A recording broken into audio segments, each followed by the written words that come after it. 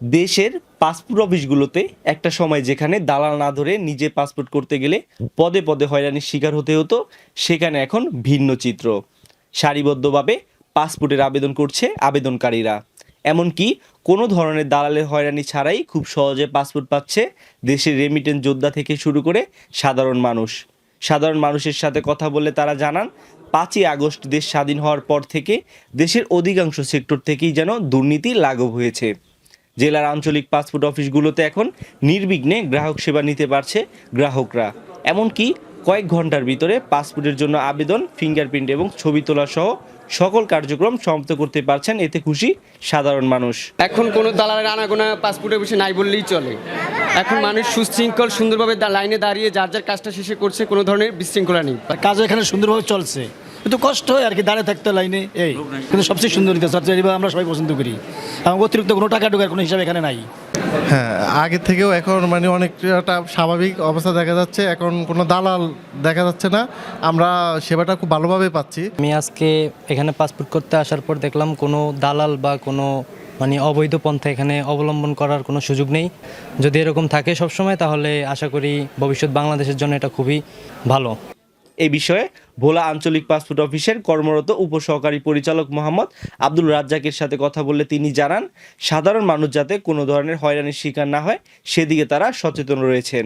আমি এই অফিসের দায়িত্বে আসার পর থেকে আমি ইনশাল্লাহ নিঃস্বার্থভাবে কাজ করতেছি।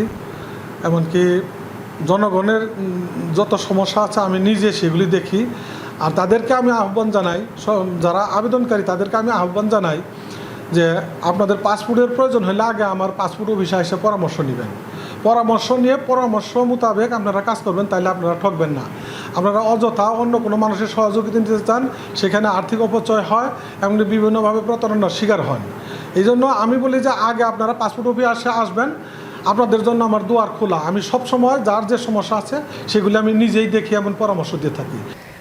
বাংলাদেশের হাজারো রেমিটেন্স যোদ্ধারা এই পাসপোর্ট অফিস থেকে পাসপোর্ট করে একটি সুন্দর ভবিষ্যতের জন্য পাড়ি দেয় বিশ্বের নানা দেশে। সেখান থেকে তারা বৈদেশিক মুদ্রা আয় করে দেশে পাঠিয়ে দেশের অর্থনীতির চাকা সচল রাখে। কিন্তু এই অর্থনীতিতে এত বড় অবদান রাখা সত্ত্বেও একটা সময় দেখা যেত পাসপোর্ট অফিসে তারা নানা ধরনের হয়রানির শিকার হতো। বিশেষ করে দালালদের হয়রানি এবং নানা অপ্রীতিকর ঘটনা ঘটে থাকতো।